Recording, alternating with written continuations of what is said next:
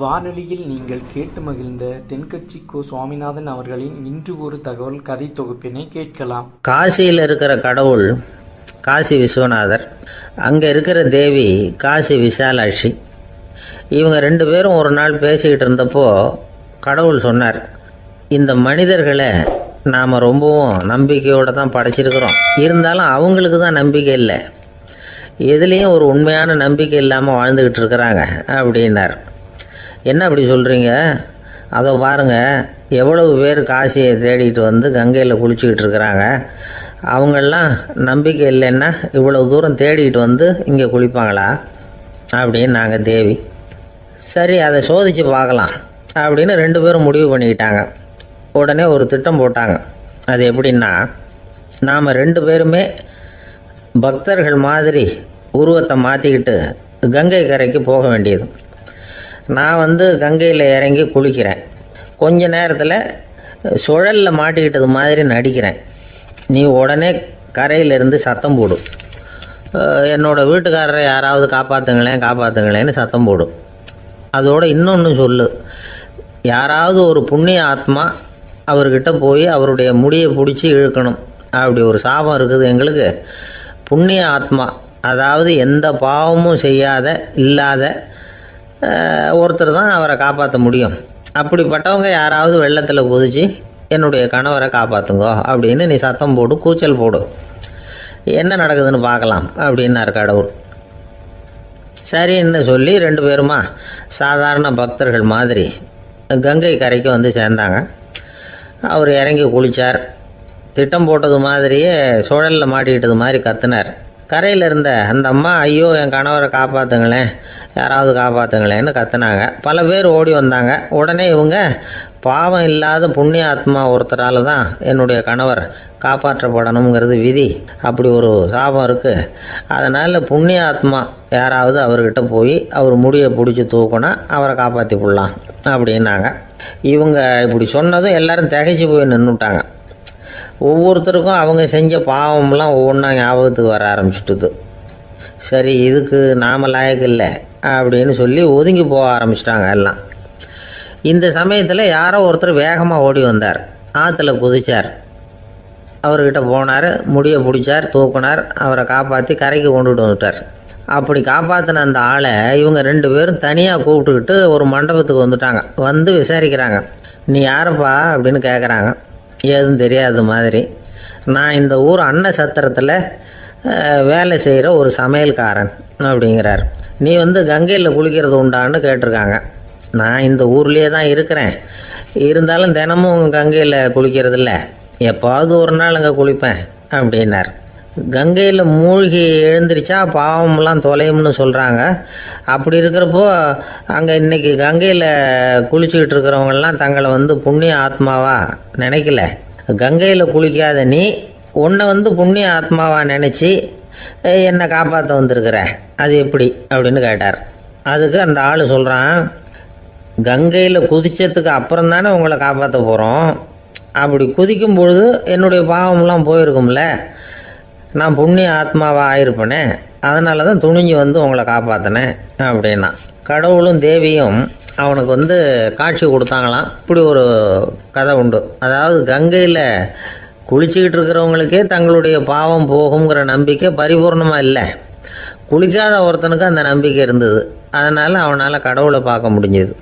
கடவுளை வந்து நாமளும் பார்க்க முடியுமா முடியாதா அப்படிங்கிற குழப்பம்லாம் நமக்கு வேண்டியதில்லை.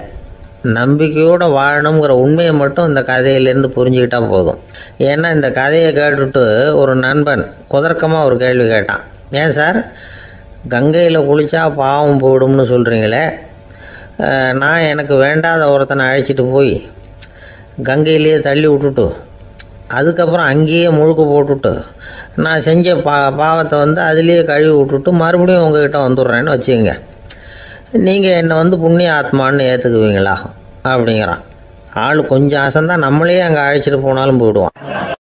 ஒரு மனுஷனுக்கு 3 விதத்தில் கர்வம் உண்டாகிறதுக்கு வாய்ப்பு உண்டு. பணம், பதவி, புகழ். பணம் அதிகமாக வந்தால் கர்வம் வரலாம், பதவி பெருசாக வந்துட்டுதுன்னா கர்வம் வரலாம், புகழ் அதிகமாக போனாலும் கர்வம் வரலாம். இந்த 3 வகையான கர்வத்துக்கும் இடம் கொடுக்காமல் இருக்கிறாங்க பாருங்கள், அவங்க தான் சிறந்த மனிதர்கள். ஒரு பெரிய பொறுப்பில் இருக்கிறவங்களுக்கு கர்வம் வந்துடக்கூடாது. அப்படி வந்துட்டுதுன்னா அது எல்லாருக்கும் இடைஞ்சல். ஒரு ராஜா இருந்தார். அவர் ஒரு நாள் தன்னுடைய தலைநகரத்தை சுற்றி வந்துக்கிட்டு இருந்தார். ஒரு இடத்துல ஒரு அழகான நிலத்தை பார்த்தார். ஆஹா, இந்த இடத்துல நமக்குன்னு ஒரு மாளிகையை கட்டினா எவ்வளோ நல்லாயிருக்கும் அப்படின்னு நினச்சார். ராஜா நினச்சா அது முடியாத காரியமா? சரி, இந்த நிலம் யாருக்கு சொந்தம்னு விசாரிங்க அப்படின்னார் பக்கத்தில் இருந்தவங்கக்கிட்ட. அவங்கெல்லாம் ஓடி போய் விசாரித்தாங்க. அந்த இடம் ஒரு வயசான கிழவிக்கு சொந்தம், வயசான அம்மாவுக்கு சொந்தமாக. அந்த அம்மா தான் அதில் ஒரு குடிசையை போட்டு குடியிருந்துகிட்டு இருக்கிறாங்க. சரி, அந்த நிலத்துக்கு ஒரு விலையை நிர்ணயம் பண்ணி அதை அந்த வயசான அம்மாக்கிட்ட கொடுத்துருங்கோ அப்படின்னு உத்தரவு போட்டார் ராஜா. ஆனால் அந்த அம்மா இது எங்கள் பூர்வீக இடம், இதை விற்க மாட்டேன் அப்படின்னு சொல்லிவிட்டுது. சரி, 2 பங்கு விலை கொடுக்குறோம்னு சொல்லி பாருங்க அப்படின்னாங்க. அப்படியே சொன்னாங்க அரண்மனை ஆட்கள். அதுக்கும் சம்மதிக்கலை அந்த அம்மா. இதை கேள்விப்பட்டதும் ராஜாவுக்கு கோபம் வந்துட்டுது. தன்னுடைய ஆளுங்களை கூப்பிட்டார். போய் அந்த குடிசையை பிரித்து எறிங்க, காசெல்லாம் ஒன்றும் கொடுக்காதீங்க அப்படின்னு கத்தினார். அவ்வளோதான். அடுத்த நிமிஷம் அரண்மனை ஆசாமிகள் போனாங்க, குடிசையை பிரித்து எரிஞ்சாங்க. அந்த வயசான அம்மா இருக்கு, அதுவும் அந்த இடத்த விட்டு துரத்தி விட்டாங்க. அந்த இடத்துல ஒரு அரச மாளிகையை கட்டி முடிச்சிட்டாங்க.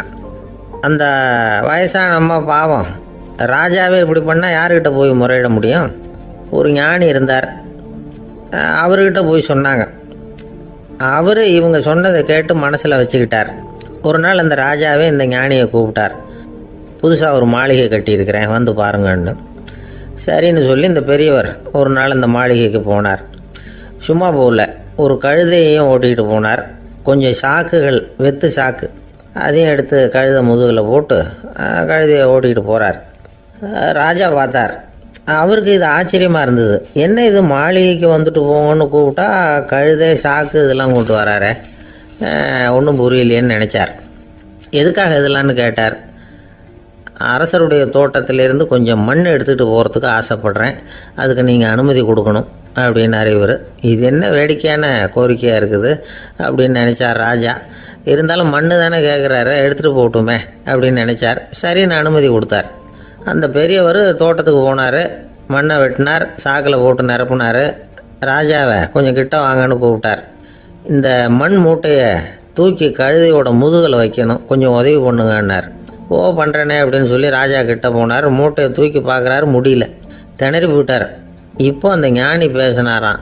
அரசே, இந்த ஒரு சாக்கு மண்ணையே உங்களால் தூக்க முடியல, அந்த கிழவிகிட்ட இருந்து அந்த அக்கிரமமாக அபகரித்த இந்த தோட்டம் பூராவையும் சுமக்கணும்னு ஆசைப்படுறீங்களே, அது உங்களால் முடியுமா அப்படின்னு கேட்டாராம்.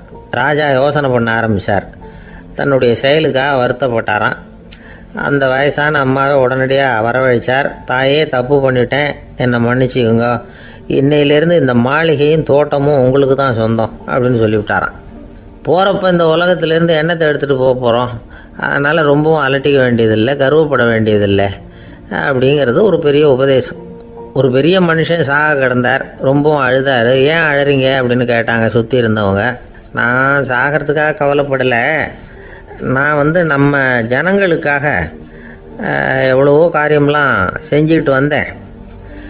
நான் செஞ்சுக்கிட்டு வந்த சேவையை இனிமேல் யார் செய்ய போகிறாங்க, அது யாரால் முடியும், அதை நினச்சி தான் அழறேன் அப்படின்னாராம். ஒருத்தர் முன்னாடி வந்தார். அதுக்காக நீங்கள் கவலைப்படாதீங்க, உங்கள் சேவையை தொடர்ந்து செய்கிறதுக்கு என்ன மாதிரி இளைஞர் பட்டாலும் தயாராக இருக்குது, இருந்தாலும் எங்கள் கவலை என்னென்னா அப்படின்னு இழுத்தார். என்ன சொல்லுங்கன்னு கேட்டார் அவர். நீங்கள் இது வரைக்கும் என்ன சேவை செஞ்சுக்கிட்டு வந்தீங்க, அதுதான் எங்களுக்கு இன்னமும் புரியாத புதிராக இருக்குது அப்படின்னாராம் அவர். ஒரே ஒரு ஊரில் ஒரு ராஜா இருந்தார். அவர் பேரில் மக்களுக்கு ரொம்ப மரியாதை. அவ்வளவு நல்லா ஆட்சி புரிஞ்சுக்கிட்டு வந்தார். அவருக்கு வயசாயிட்டுது. அதனால் ஒரு நாள் அமைச்சரை கூப்பிட்டார். இதை பாருங்கள், எனக்கு வயசாயிட்டுது, அதனால் இந்த அரச பொறுப்பையெல்லாம் நீங்கள் ஏற்றுக்குங்க அப்படின்னார். அதுக்கப்புறம் ராணியை கூப்பிட்டார். வா, நாம் இனிமேல் இங்கே இருக்க வேணாம், காட்டுக்கு போய் தவம் பண்ணலாம் அப்படின்னு கூப்பிட்டார். இந்த செய்தி மக்களுக்கு அறிவிக்கப்பட்டது. மக்கள் உடனே கூட்டம் கூட்டமாக அரண்மனைக்கு வர ஆரம்பிச்சுட்டாங்க. மன்னரை போய் பார்க்குறாங்க. அரசே, தாங்கள் எங்களுக்கு தந்தை மாதிரி, நீங்கள் காட்டுக்கு போயிட்டால் நாங்கள்லாம் இங்கே எப்படி இருக்க முடியும், எங்களுக்கெல்லாம் எந்த துன்பமும் இல்லாமல் பார்த்துக்கிட்டு வர்றீங்க, இது மாதிரியான ஒரு அரசாட்சி இல்லைன்னா மக்கள் வாழ்ந்து என்ன பயன் அப்படின்னாங்க. இருந்தாலும் என்ன பண்ணுறது, வயசாயிட்ட காரணத்தினால இந்த முடிவுக்கு வர வேண்டியிருக்குது அப்படின்னாரா ராஜா. அப்படின்னா நீங்கள் காட்டுக்கு போக வேணாம், நாங்கள் போகிறோம். நாங்கள் அங்கே போய் தவம் பண்ணுறோம், வழிபாடு பண்ணுறோம், கடவுள் வருவார், அவர்கிட்ட வரம் வாங்கிட்டு வந்துடுறோம் அப்படின்னாங்களாம். அப்படி சொல்லிவிட்டு உடனே எல்லாரும் காட்டுக்கு போனாங்க. நாட்டு மக்கள் எல்லாரும் ஒட்டு மொத்தமாக வந்து காட்டில் உட்காந்துக்கிட்டு தவம் பண்ணுறதை பார்த்தார் கடவுள். உடனே புறப்பட்டு வந்தார். எல்லாரும் இப்படி வந்து உட்காந்துருக்கிறீங்களே, என்ன வேணும் உங்களுக்கு அப்படின்னு கேட்டார். உடனே மக்கள் எல்லாரும் ஒரு குரலில் சொன்னாங்க, சுவாமி, எங்கள் மன்னன் ரொம்ப நாளைக்கு நல்லபடியாக இருக்கணும். அவர் வந்து மகிழ்ச்சியாகவும் உடல் நலத்தோடும் இருந்தாதான் நாங்கள் அமைதியாக வாழ முடியும் அப்படின்னாங்க. சரி, அதுக்கு என்ன செய்யணும் அப்படின்னார் ஆண்டவன். எங்கள் மன்னருக்கு இன்னும் ஒரு 100 வருஷம் ஆயுளை கொடுங்க அப்படின்னாங்க. அவ்வளவு தானே, சரி அப்படியே ஆகட்டும் அப்படின்னு சொல்லிவிட்டு ஆண்டவன் போயிட்டார். மக்கள் மகிழ்ச்சியோடு திரும்பி வந்தாங்க. மன்னா, கடவுள் வரம் கொடுத்துட்டார், நீங்கள் 100 வருஷம் வாழ போகிறீங்க அப்படின்னாங்க. இதை கேட்டதும் ராணி ராஜாவை வணங்கி நான் தவம் செய்ய போகிறேன் அப்படின்னு புறப்பட்டாங்க. உடனே மக்கள் என்ன நினச்சாங்க தெரியுமா? ஐயோ, நாம் ராஜாவுக்கு மட்டும்தானே நீண்ட ஆயுள் வேணும்னு வரம் வாங்கினோம், ராணிக்கு வாங்கலையே, அதுதான் கோபத்தில் புறப்பட்டாங்க போல இருக்கு அப்படின்னு நினச்சி வருத்தப்பட்டாங்க. ஆனால் ராணி நினச்சது அது இல்லை. ராணி போய் தவம் பண்ணாங்க, கடவுள் காட்சி கொடுத்தார். இவங்க கேட்குறாங்க, சுவாமி, ராஜாவுக்கு மட்டும் 100 வருஷம் ஆயுள்னு வரம் கொடுத்துட்டீங்க, அப்படின்னா குடிமக்களும் 100 வருஷம் இருக்கணும். இப்படிப்பட்ட குடிமக்கள் இல்லைன்னா அப்படிப்பட்ட அரசன் இருந்து என்ன பிரயோஜனம் அப்படின்னாங்களாம். ஆண்டவன் பார்த்தார், சரி அவங்களும் 100 வருஷம் வாழ்வாங்க, அது மட்டும் இல்லை நீயும் 100 ஆண்டு காலம் வாழ வரமளிக்கிறேன் அப்படின்னு சொல்லிவிட்டு மறைஞ்சிட்டார். இதில் ஆண்டவன் வர்றதும் மறையிறதும் முக்கியம் இல்லை. இதில் கவனிக்க வேண்டியது ஆள்கிறவனின் விசால மனம், குடிமக்களின் விசால மனம், ஆள்கிறவன் மனைவியினுடைய விசால மனம். இப்படி ஒரு நாடு இருந்துட்டுதுன்னா எப்படி இருக்கும் வாழ்க்கை நினச்சி பாருங்கள். அதனால தான் பெரியவங்கள்லாம் சொல்கிறாங்க, இதய வாசல் திறந்தே இருக்கணும், இதயத்தின் கதவுகளை மூடாதீங்க அப்படின்னு சொல்லுவாங்க. என்கிட்ட ஒருத்தர் சொன்னார், என்னுடைய இதய வாசல் எப்பவும் திறந்தே தான் இருக்குதுன்னார். எதனால் அப்படி சொல்கிறீங்க அப்படின்னு கேட்டோம். டாக்டரே சொல்லிவிட்டார், என்னுடைய இதயத்தில் ஒரு ஓட்டை இருக்குது அப்படின்னு, வாழ்வு சரியில்லையா அப்படிங்கிறார். ராமகிருஷ்ணர் வாழ்ந்த காலத்தில் நடந்த ஒரு நிகழ்ச்சி இது. அப்போது ஒரு ஓவியர் இருந்தாராம். அவருக்கு ஒரு ஆசை, ராமகிருஷ்ணர் படத்தை வரையணும், அதை அவர்கிட்டயே கொண்டுட்டு போய் காட்டி அபிப்பிராயம் கேட்கணும். இதுதான் அந்த ஓவியரின் ஆசை. உடனே ராமகிருஷ்ணர் படத்தை வரைஞ்சி முடித்தார். அதை எடுத்துக்கிட்டு போனார். இவர் போன சமயம் அங்கே ராமகிருஷ்ணர் சீடர்களோடு உட்காந்துருக்கிறார். விவேகானந்தர் அங்கே இருக்கிறார். இந்த ஓவியர் கொண்டுகிட்டு போய் தான் வரைந்த ஓவியத்தை அவர்கிட்ட காட்டினார். ராமகிருஷ்ண பரமஹம்சரின் ஓவியத்தை ராமகிருஷ்ணர்கிட்டயே காட்டுறார். ராமகிருஷ்ணர் என்ன பண்ணார் தெரியுமா? அந்த படத்தை பார்த்தார். உடனே அது காலை தொட்டார். குருதேவருடைய இந்த செயல் சீடர்களுக்கு ரொம்ப வியப்பை உண்டு பண்ணிச்சு. சில பேர் மனசுக்குள்ளேயே ரொம்ப குழம்பி போக ஆரம்பிச்சிட்டாங்க, என்ன இப்படி பண்ணுறாருன்னு. என்ன இது அவரோட படம், அவரே அவரோட படத்தின் காலை தொடுறார் அப்படின்னு யோசிச்சாங்க. சில பேர் ஒன்றும் புரியாமல் ஒருத்தர் பார்த்து சிரிச்சுக்கிட்டாங்க. அந்த இடத்துல சீடர்கள் மட்டும் இல்லை, சீடர் அல்லாத பல பேர் இருந்தாங்க. தன்னுடைய காலை தானே தொடர இவருடைய செயல் பற்றி என்ன நினைக்கிறது அப்படின்னு அவங்களும் குழம்பி போய் நிற்கிறாங்க. அந்த படத்தை வரைஞ்சி அவர்கிட்ட காட்டின அந்த ஓவியருக்கும் அதிர்ச்சி. இருந்தாலும் அவர் சீடர் கிடையாது. அதனால் கொஞ்சம் துணிச்சலை வர வச்சுக்கிட்டு கேட்டார், என்னங்க இது, என்னால் என்னுடைய கண்களையே நம்ப முடியல, இது உங்கள் சொந்த உருவப்படம், நீங்கள் உங்கள் சொந்த கால்களையே தொடுறீங்க, இது எங்களுக்கு கொஞ்சம் சங்கடமாக இருக்குதே அப்படின்னார். ராமகிருஷ்ணரின் கண்களில் ஆனந்த கண்ணீர் வழிஞ்சுதான். அவர் சொன்னாராம், இது என்னோட படம்ங்கிறது எனக்கு தெரியும், ஆனால் இது என்னோட படம்ங்கிறதுனால நான் இதோட காலை தொடலை. நீ என்னுடைய சமாதி நிலையை இந்த படத்தில் படம் பிடிச்சி காட்டியிருக்கிற, அதனால் அதோட காலை தொடறேன். சமாதி நிலையில் யார் இருந்தாலும், அது என்னுடைய படமாக இருந்தாலும் சரி அல்லது வேறு யாருடைய படமாக இருந்தாலும் சரி, படம் யாருதுங்கிறது முக்கியம் இல்லை. இதில் எது முக்கியம்னா அது தன்னை உணர்ந்த ஒரு உணர்நிலையின் படம். அப்படி இருக்கிறப்போ அதோட காலை நான் தொடணும். அதுக்கு நீங்கள் எல்லாரும் ஏன் சங்கடப்படுறீங்கன்னு எனக்கு தெரியல அப்படின்னாராம். இப்போ தான் அங்கேருந்து சீடர்களுக்கும் மற்றவங்களுக்கும் விவரம் புரிஞ்சுதான். இதுக்கு முன்னாடி யாரும் செய்யாததை இவர் செஞ்சிருக்கிறார். ஆனால் அவருடைய காரணம் ரொம்ப நியாயமானது அப்படிங்கிறத உணர்ந்தாங்களாம். இதுவரைக்கும் ஆன்மீகத்தில் சமாதி நிலை, அதாவது தன்னை உணர்ந்த நிலை பற்றி புரிஞ்சுக்கிட்டோம். இல்லறத்தில் ஏற்படக்கூடிய சமாதி நிலை பற்றி உங்களுக்கு தெரியுமா? ஒரு அம்மா டாக்டர்கிட்ட வந்து சொன்னாங்களாம், டாக்டர், என் வீட்டுக்காரருக்கு உடம்புல ஏதோ கோளாறுன்னு நினைக்கிறேன். நான் எவ்வளவு நேரம் பேசினாலும் காதில் விழாத மாதிரி உட்கார்ந்துருக்கிறார் அப்படின்னு ஆகலாம். அதுக்கு அந்த டாக்டர் சொன்னாராம், அம்மா, அது உடம்பு கோளாறு இல்லை, அது ஒரு பெரிய திறமை அப்படின்னாராம்.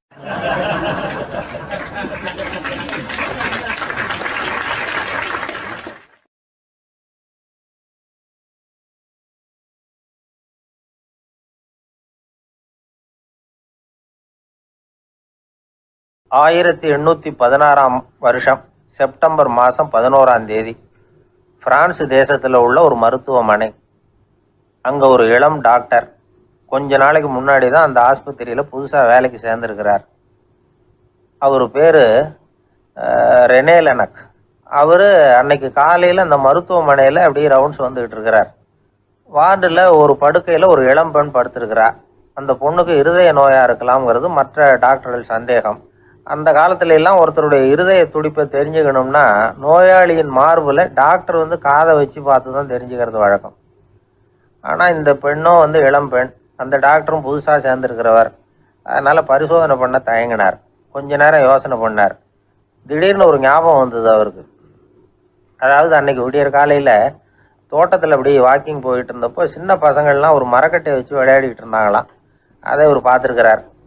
அது என்ன விளையாட்டுனா, ஒரு நீளமான மரப்பலகை, அதில் ஒரு முனையில் ஒரு பையன் தன்னுடைய காதை வச்சுக்கிட்டு இருக்கிறான், மறுமுனையில் இன்னொரு பையன் அந்த மரப்பலகையை ஒரு ஆணியால் கீறிக்கிட்டு இருக்கிறான். ஒரு முனையில் ஆணியால் கீறும் பொழுது மறுமுனையில் காதை வச்சிருக்கிற பையனுக்கு அந்த சத்தம் துல்லியமாக கேட்குது. அந்த டாக்டருக்கு காலையில் பார்த்த இந்த விளையாட்டு ஞாபகத்துக்கு வந்துட்டுது. உடனே என்ன பண்ணார் தெரியுமா? ஒரு நீளமான காகிதத்தை எடுத்தார். அதை அப்படியே உருளை மாதிரி உருட்டினார். ஒரு முனையை அந்த நோயாளியின் மார்பில் இடது பக்கம் வச்சார், இன்னொரு முனையில் தன்னுடைய காதை வச்சார். என்ன ஆச்சரியம்! நோயாளியின் மார்பில் நேரடியாக காதை வச்சு கேட்குறத விட துல்லியமாக கேட்டுது இதய துடிப்பு. இதய துடிப்பு மட்டும் இல்லை, மூச்சு இழுத்து விடுறது, திரவ பொருள்களின் அசைவு, எல்லா சத்தமும் தெளிவாக கேட்குது. கிரேக்க மொழியில் ஸ்டெத்தாஸ் அப்படின்னா மார்பு, ஸ்கோப்பின் அப்படின்னா பார்ப்பதுன்னு அர்த்தம். அதனால் டாக்டர் ரெனே லெனக் தான் கண்டுபிடிச்ச கருவிக்கு ஸ்டெத்தஸ்கோப் அப்படின்னு பேர் வச்சார். அவரே வந்து முதல் மாடலையும் செஞ்சார். அளவு ரொம்ப பெருசாக இருந்தது, சுலபமாக எடுத்துகிட்டு போகிறது கஷ்டம், அது அவ்வளோ கஷ்டமாக இருந்தது அது. அதனால் அவரே அதை அப்புறம் 2 பிரிவாக தயார் பண்ணார். இது 2 துண்டையும் டாக்டர் தன்னோட கோட்டு பாக்கெட்டில் வச்சுக்கலாம், தேவைப்படுறப்ப எடுத்து ஒன்றா சேர்த்துக்கலாம். இப்படி தான் அவர் ஆரம்பத்தில் பண்ணார். தன்னுடைய இந்த கண்டுபிடிப்பை பற்றி அவர் ஒரு புத்தகம் எழுதினார். நிறைய விற்றுது, புகழும் பணமும் சேர்ந்தது. பணமும் புகழும் வந்து சேர்ந்தது மாதிரியே அவருக்கு ஒரு நோயும் வந்து சேர்ந்தது. அது என்ன நோயின்னு கண்டுபிடிக்கிறதுக்கும் அவர் கண்டுபிடிச்ச கருவி தான் உபயோகப்பட்டு தான். அவரே அதை கண்டுபிடிச்சார். அவருக்கு வந்திருந்தது காச நோய்.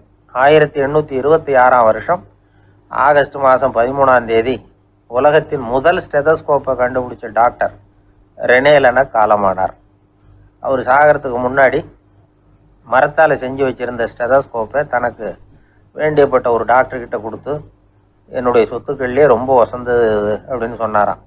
அதுக்கப்புறம் 3 வெள்ளைக்காரங்க சேர்ந்து இந்த கருவியில் சில மாற்றங்களை பண்ணாங்க. ஆனால் 1829 லண்டனில் டாக்டர் நிக்கோலஸுங்கிறவர் ஒரு காதால் இதய துடிப்பை கேட்குறத விட டாக்டர் 2 காதாலையும் கேட்கறது தான் சரியாக இருக்கும் அப்படின்னு ஒரு கருத்தை வெளியிட்டார். அதுக்கப்புறம் ரொம்ப காலம் கழித்து 1852 ஜார்ஜ் காமான் அப்படிங்கிறவர் ரப்பர் டியூபுகளை உபயோகப்படுத்தி 2 காதாலையும் கேட்குற மாதிரி ஒரு புதிய வடிவத்தை அதுக்கு கொடுத்தார். அதுக்கு பிறகு அது படிப்படியாக எவ்வளவோ மாற்றங்கள் இருந்தாலும் ஆரம்பத்தில் டாக்டர் ரெனே லெனக் உருவாக்கின அடிப்படை மாடலை யாரும் மாற்றி அமைக்கலைங்கிறது தான் முக்கியமான விஷயம். நமக்கு தெரிஞ்ச ஒரு ஆஸ்பத்திரி, அதில் ஒரு நோயாளி, காலை நேரத்தில் நர்ஸு அந்த பக்கமாக போயிட்டு இருந்தாங்க. அதை பார்த்துட்டு ஒரு நர்ஸுன்னு கத்துறார். நர்ஸு அவசரமாக ஓடி வந்து என்ன விஷயம்னு கேட்டாங்க. சிஸ்டர், இங்கே பாருங்கள், உங்கள் டாக்டரை என் நெஞ்சில் ஒரு காதை வச்சு கேட்டுக்கிட்டு இருக்கிறார் அப்படின்னார் நோயாளி.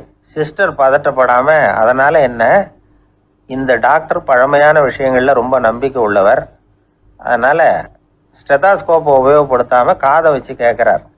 அது ஒன்றும் தப்பு இல்லை அப்படின்னாங்களாம்.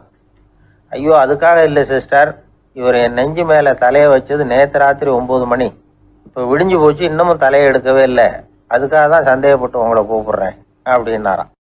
ஒரு நண்பர் சினிமா படம் தயாரிக்கிறவர், அவர்கிட்ட ஒரு நாள் பேசிக்கிட்டு இருந்தேன். அது எப்படி சார், நீங்கள் எடுக்கிற எந்த படமும் கையை கடிக்காத அளவுக்கு எடுத்துடுறீங்களே, அது எப்படின்னு கேட்டேன். அது ஒன்றும் பெரிய விஷயம் இல்லை சார், பெண்களுக்குன்னு சில உருக்கமான காட்சிகள், இளைஞர்களுக்குன்னு சில நடனங்கள், அடிதடி காட்சிகள், அப்புறம் வயசானவங்களுக்குன்னு சில ஆன்மீக காட்சிகள், சின்ன பிள்ளைங்களுக்கு சிரிப்பு, இப்படி எல்லாமும் சேர்த்து நான் படம் எடுக்கிறேன். மசாலா படம்னு பேர். இது ரொம்ப பெருசாக இல்லைன்னாலும் ஓரளவுக்கு சுமாராக ஓடிடும், கையை கடிக்காது அப்படின்னார். இது ஒரு உத்தி. சில பத்திரிகை ஆசிரியர்களும் இந்த உத்தியை கையாளுறது உண்டு. இந்த உத்திக்கு பார்னம் உத்தி அப்படின்னு பேர், பார்னம் எஃபெக்ட் அப்படின்னு சொல்லுவாங்க. அதாவது ஃபீனியஸ் டி பார்னம் அப்படின்னு ஒருத்தர் அமெரிக்காவில் இருந்தாராம். அதாவது 19ஆம் நூற்றாண்டில் அமெரிக்காவில் கொடிகட்டி பறந்த ஒரு சர்க்கஸ் நிறுவனத்தின் அதிபர் அவர். இந்த உலகத்தில் ஒவ்வொரு நிமிஷமும் ஒரு ஏமாளி பறந்துக்கிட்டே இருக்கிறான் அப்படிங்கிறது அவருடைய சித்தாந்தம். ஒவ்வொருத்தரையும் திருப்திப்படுத்துகிற அளவுக்கு அம்சங்களை கொஞ்சம் கொஞ்சமாக கலந்து கேளிக்கை நிகழ்ச்சிகளை நடத்தினது தான் அவருடைய மகத்தான வெற்றிக்கு காரணம். அதனால் அந்த உத்தியை யார் கடைப்பிடிச்சாலும் சரி, அதுக்கு பார்னம் உத்தி அப்படின்னு பேர் வந்துட்டுது. ஜோசியம் சொல்கிறவங்களுக்கும் இந்த உத்தி தான் கை கொடுக்குது. ஒரு விஷயத்த ஒருத்தருடைய கோள் நிலைகள் அல்லது கையெழுத்து நிரூபிக்கிறதாக அவர்கிட்ட சொன்னால் அதை அவர் நம்பிவிடுவார். ஆனால் அந்த விஷயம் நல்லதாக இருக்கணும், நேர்மையானதாக இருக்கணும், அதாவது பாசிட்டிவாக இருக்கணும். 8ஆம் இடத்துல குரு, 9ஆம் இடத்துல சனி, நீங்கள் ஒரு பெரிய மேதை தான் அப்படின்னு சொல்லுவாங்க. கேட்குறவங்களுக்கு அதை மறுக்கிறதுக்கு மனசு வராது. அப்படி சொல்லும் பொழுது கூடவே என்ன கொஞ்சம் முன்கோபம் அதிகமாக இருக்கும், இருந்தாலும் அது உடனே மறைஞ்சிரும் அப்படின்னு சில அற்ப விஷயங்களையும் சொன்னாலும் அதையும் சரிதான்னு சொல்லி ஒத்துக்குவாங்க. ஆளுமையை எடை போடுகிற ஒரு நிறுவப்பட்ட உத்தியின் மூலமாக தன்னுடைய குணாதிசயங்கள் கண்டுபிடிக்கப்பட்டதாக அவர் நம்புறது தான் இதுக்கு காரணம். இந்த மாதம் பணத்தட்டுப்பாடு கொஞ்சம் இருக்கும், உடம்புல ஏதாவது கொஞ்சம் அசௌகரியம் இருக்கும், வீட்டுக்குள்ளே லேசாக மனஸ்தாபம் வரலாம், இது மாதிரி பொதுப்படையாக சிலதை சொன்னாலே போதும், மக்களை நம்ப வச்சுடலாம். இதெல்லாம் நமக்கு மட்டும்தான் ஏற்படுது அப்படின்னு சொல்லி அவங்க நினைக்கிறது தான் காரணம். இதுதான் பார்னம் உத்திங்கிறது. மனிதர்கள் பாராட்டுகளை விரும்புகிறதும் விமர்சனங்களை வெறுக்கிறதும் பார்னம் உத்தியின் அடுத்த கூறு. அதனால் ஒருத்தருக்கு ஜோசியம் சொன்னாலும் சரி, அவருடைய ஆளுமையை மதிப்பிடுறதாக இருந்தாலும் சரி, அவரை புகழற மாதிரி இருந்தாலும் சரி, அப்படி இருந்தால் தான் அது சரியாக இருக்கும். சாதகமான விஷயங்களை அதிகமாகவும் பாதகமான விஷயங்களை நாசூக்காகவும் சொன்னால் மக்கள் அதை நம்பிவிடுவாங்க. ஒருத்தரை கருமின்னு சொன்னால் ஏற்றுக்க மாட்டார். அதையே கொஞ்சம் மாற்றி நீங்கள் கொஞ்சம் சிக்கனமான ஆசாமி அப்படின்னு சொன்னால் நீங்கள் சொல்கிறது சரிதான் சார் அப்படிம்பார். நீங்கள் பெரிய செலவாளி தான், இருந்தாலும் நல்ல விஷயங்களுக்கு தான் செலவழிப்பீங்க அப்படின்னு சொல்லணும். இப்படி இந்த பார்னம் உத்தியை கடைபிடிச்சி இன்னைக்கு வெற்றிகரமாக காலம் தள்ளுறவங்க நிறைய பேர் இருக்கிறாங்க. இந்த உலகத்தில் ஒவ்வொரு நிமிஷமும் ஒரு ஏமாளி பறந்துக்கிட்டே இருக்கிறான் அப்படிங்கிறது தான் ஃபீனியஸ் பார்னம் அவர்களுடைய நம்பிக்கை. அதை விட அடுத்தவங்களை ஏமாளியாக நினைக்கிற மனுஷர்கள் தான் இன்னைக்கு உலகத்தில் ரொம்ப அதிகம். ஒருத்தர் தன்னுடைய மேலதிகாரிகிட்ட போய், ஐயா ஒரு நாள் லீவு வேணும், என் தங்கச்சிக்கு கல்யாணம் அப்படின்னார். அவர் பார்த்தார், ஒரு 10 நிமிஷம் வெளியில் இருங்கன்னார். 10 நிமிஷம் கழித்து கூப்பிட்டார், இதை பாருங்க, நீங்கள் சொல்கிறது பொய், இப்போ உங்கள் தங்கச்சிக்கு ஃபோன் பண்ணேன், அவங்க தனக்கு 2 வருஷத்துக்கு முன்னாடியே கல்யாணம் ஆகிட்டதாக சொல்கிறாங்க அப்படின்னார். உடனே இவர் சொன்னார், சார் இப்போ நீங்கள் சொல்கிறதும் பொய்யாதான் இருக்கணும், ஏன்னா நிஜமாக எனக்கு ஒரு தங்கச்சியே கிடையாது அப்படின்னார். சில பேரை இப்படி சொல்கிறது உண்டு, அடுத்தவங்களை அனுசரித்து நடந்துக்க தெரியல, அவன் என்ன சார் மனுஷன் அப்படிம்பாங்க. சக மனிதர்களோட எப்படி பழகிறது அப்படின்னு தெரியாததுனாலேயே பல பேர் இன்னைக்கு சங்கடப்பட்டுக்கிட்டு இருக்கிறாங்க. வசதி வாய்ப்பெல்லாம் சரியாக இருக்கும், ஆனால் வாழ்க்கை சரியாக இருக்காது. இன்னொருத்தர்கிட்ட எப்படி பேசுறது பழகிறதுங்கிறது தெரியாததுனால தான் இந்த அவஸ்தை. சரி, இந்த அவஸ்தை இல்லாமல் வாழறது எப்படி? இதுக்கு அனுபவசாலிகள் சில வழிமுறைகளை சொல்கிறாங்க. அதெல்லாம் என்னென்னங்கிறத இப்போ தெரிஞ்சுக்குவோம். முதல்ல நம்ம நாக்கு நம்ம கண்ட்ரோலில் இருக்கணும். வார்த்தைகளை கொட்டி விட்டு அதுக்கப்புறம் அள்ள முடியாமல் கடந்து கஷ்டப்படக்கூடாது. எப்படி பேசுகிறோங்கிறதும் முக்கியம், பேசுகிறப்ப எப்படி முகத்தை வச்சிருக்கிறோங்கிறதும் முக்கியம். அன்பாக பேசினாலும் நல்லாயிருக்கும். அப்படி பேசுகிறப்ப ஆதரவாக அவர் தோள் மேலே ஒரு கையை போட்டுக்கிட்டு பேசினா இன்னமும் நல்லாயிருக்கும். ரெண்டாவது விஷயம், இன்னொருத்தர்கிட்ட பேசுகிறப்ப வாக்குறுதிகளை அள்ளி வீசக்கூடாது. கொடுக்குற வாக்குறுதி குறைச்சலாக இருக்கணும். அப்படி கொடுத்த வாக்குறுதியை கண்டிப்பாக நிறைவேற்றணும். நாம் ஒருத்தரை பாராட்டுறோம் அல்லது அவரை பற்றி அபிப்பிராயம் சொல்கிறோம்னா அது ஆக்கப்பூர்வமாக இருக்கணும். நம்ம பாராட்டு அல்லது விமர்சனம் அடுத்தவருடைய முன்னேற்றத்துக்கு உதவுறது மாதிரி இருக்கணும். நாம் சொல்கிறத கேட்டுட்டு அவன் தலையில் கையை வச்சுட்டு உட்காந்துடக்கூடாது. எப்பவும் உற்சாகமாக இருக்கணும், முகம் மலர்ச்சியாக இருக்கணும். மனுஷன் இருந்தால் வருத்தம், கவலை, ஏமாற்றம் எல்லாம் இருக்க தான் செய்யும். அதெல்லாம் மனசில் இருக்கட்டும். அந்த வருத்தமும் கவலையும் ஏமாற்றமும் சேர்ந்துக்கிட்டு நம்ம முகத்தில் இருக்கிற மலர்ச்சியை மூடி மறைக்கிறதுக்கு நாம் இடம் கொடுத்துடக்கூடாது. எந்த விஷயத்தை பற்றி யாருக்கிட்ட பேசினாலும் வெளிப்படையாக பேசணும், திறந்த மனசோட பேசணும். மூடி மறைச்சி முன்னு முழுங்கிக்கிட்டு இருக்கக்கூடாது. இன்னொருத்தர்கிட்ட பேசுகிறப்போ விவாதம் பண்ணுங்க, அது தப்பு இல்லை. ஆனால் வாதாடிக்கிட்டு இருக்கக்கூடாது. அதாவது என்ன சொல்கிறாங்கன்னா, டிஸ்கஸ் பண்ணலாம், ஆர்கியூ பண்ணக்கூடாதான். நம்மக்கிட்ட இருக்கிற நல்ல குணங்களை நாம் எடுத்து சொல்லிகிட்டு இருக்கக்கூடாது. அந்த நல்ல குணங்களே நம்மளை பற்றி எடுத்து சொல்லணும். அது மாதிரி நடந்துக்கணும். அதே மாதிரி அடுத்தவங்க கிட்ட உள்ள கெட்ட குணங்களை பற்றி அவசியம் இல்லாமல் நாம் பேச வேண்டியதில்லை. உங்களை பற்றி யாராவது தப்பாக பேசுகிறாங்களா, அப்படி அவங்க பேசுகிறதுல உண்மை இல்லையா அப்படின்னா அதை நீங்கள் பொருட்படுத்த வேண்டியதில்லை, விட்டுடலாம். அது தானாக போயிடும். ஒரு 4-5 பேரோட பேசிக்கிட்டு இருந்தீங்கன்னா எல்லாருக்கும் முக்கியத்துவம் கொடுங்க, யாரையும் அலட்சியப்படுத்தாதீங்க. தமாஷா பேசலாம், ஆனால் அவங்க தமாஷ் அடுத்தவங்களை கேலி பண்ணுறதா இருக்கக்கூடாது. நமக்கு கிடைக்க வேண்டியது கிடைக்கலையே அப்படிங்கிற தவிப்பு நம்மக்கிட்ட இருக்கக்கூடாது. அது தேவையில்லை. உங்கள் செயல்பாடுகள் தெளிவாக இருக்கட்டும், பாராட்டு தானாக அவங்கள தேடிட்டு வரும். இன்னொரு மனுஷனுடைய மனசில் கௌரவமான ஒரு இடத்த பிடிக்கணும்னா நாம் இந்த குணத்தையெல்லாம் நம்மக்கிட்ட வளர்த்துக்கணும். இதெல்லாம் அனுபவசாலிகள் சொல்லியிருக்கிற குறிப்புகள். இந்த குறிப்புகளை சரியாக புரிஞ்சுக்கணும், அது முக்கியம். தப்பாக புரிஞ்சுக்கிட்டா என்ன ஆகும் தெரியுமா? இதை கேளுங்க.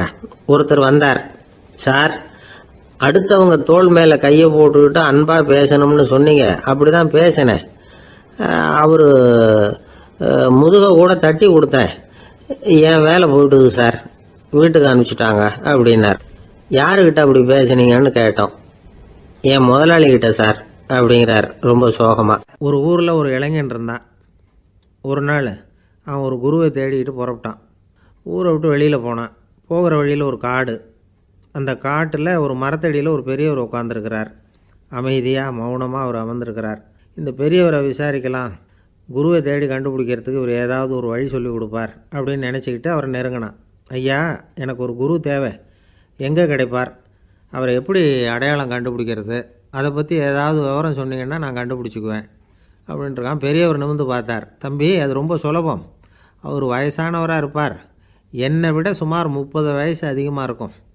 அவர் ஒரு மரத்தடியில் தான் உட்காந்துருப்பார் அப்படின்ட்டுருக்கான். சரிங்க பெரியவரே, அது என்ன மாதிரியான மரம், எப்படி இருக்கும் அப்படின்னு கேட்டிருக்கான். பெரியவர் அந்த விவரங்களையும் சொல்லியிருக்கிறாரு. அது மட்டும் இல்லை, சந்திக்கிற நாள், நேரம், வினாடி முதற்கொண்டு எல்லா விவரங்களையும் துல்லியமாக சொன்னாராம். இவ்வளவு விவரங்களை இவரால் எப்படி சொல்ல முடியுது அப்படின்னு இவனுக்கு ஆச்சரியம். இருந்தாலும் அந்த பெரியவர் கடைசியாக ஒரு விவரம் சொன்னார். அது என்ன தெரியுமா? எப்படியும் நீ அவரை சந்திக்கிறதுக்கு ஒரு 30 வருஷம் ஆகும் அப்படின்னு சொல்லிவிட்டாராம். ரொம்ப நன்றிங்க பெரியவரே அப்படின்னு சொல்லிவிட்டு அந்த இளைஞன் புறப்பட்டுருக்கான். இப்போ அவனுக்கு குரு பற்றின விவரம் எல்லாம் கிடச்சிட்டுது, சந்திக்கிற நேரமும் தெரிஞ்சுட்டுது. ஆனால் 30 வருஷம் அவரை தேடி அலைய வேண்டியிருக்குமே. அவன் தேட ஆரம்பித்தான். காடு மலை எல்லாம் சுற்றி அலைஞ்சான். பல வருஷங்கள் தேடினான், அழுத்து போயிட்டான். கடைசியில் அவனுக்கும் வயசாகிட்டுது. கடைசியில் தன்னுடைய சொந்த ஊருக்கே திரும்பி போய்கிட்டு இருந்தான். அங்கே ஒரு மரத்தடியில் அவன் தேடிக்கிட்டு இருந்த குருநாதர் கிடைச்சார். யார் அவருன்னா, 30 வருஷத்துக்கு முன்னாடி வழி சொல்லி கொடுத்தாரில்ல அதே பெரியவர். அவருக்கு இப்போ 30 வயசு அதிகமாக இருந்தது. அதே மரம். அன்னைக்கு பெரியவர் சொன்ன அடையாளம் இப்போ பொருத்தமாக இருந்தது. இப்போ அந்த பெரியவர் சொன்னார், சரியாக வந்து சேர்ந்துட்டேன், வா, உனக்காக தான் நான் இவ்வளவு காலமும் காத்துக்கிட்டு இருந்தேன் அப்படின்னாராம். என்ன சொல்கிறீங்கன்றிருக்கான். 30 வருஷத்துக்கு முன்னாடி என்கிட்ட வந்தியே, அப்போவே என் காலம் முடிஞ்சு போயிருந்தது. அப்போவே என்ன உனக்கு அடையாளம் தெரியல, அதனால் இவ்வளவு காலம் உனக்காக காத்துட்ருக்கும்படி ஆகிட்டுது அப்படின்னாராம்.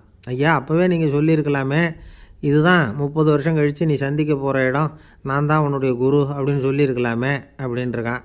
அந்த பெரியவர் சிரிச்சுக்கிட்டே இதுக்கு பதில் சொன்னாராம். நான் எவ்வளவோ விவரமாக தான் சொன்னேன், நீ சரியாக புரிஞ்சிக்கல.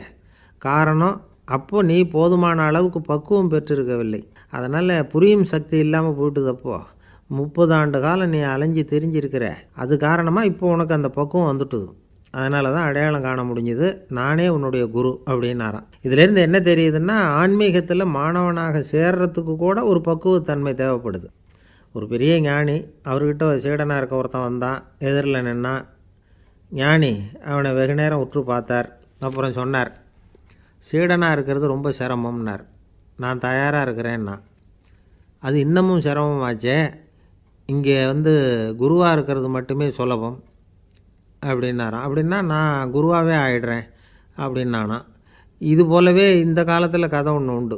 ஒரு பள்ளிக்கூடத்தில் வகுப்பு ஆசிரியர் மாணவனை திட்டிக்கிட்டு இருந்தார். டேய், நீ 100க்கு 10 மார்க்கு தான் வாங்கிக்கிட்டு இருக்க. இவ்வளவு மோசமாக நீ படித்தா கடைசியில் மாடு மேய்க்கிறது கூட லாய்க்கு இல்லாதவனா ஆகிடுவேன். அதுக்கப்புறம் என்ன செய்ய போகிற அப்படின்னாராம். பையன் தலையை சொரிஞ்சிக்கிட்டே சொன்னானா, சார் அப்படின்னா ஒன்று செய்கிறேன் அப்படின்னானா. இவர் கேட்டிருக்கார், என்ன செய்ய போகிறேன்னு. வேறு என்ன சார், உங்களை மாதிரி ஒரு ஆசிரியர் ஆகிடுறேன்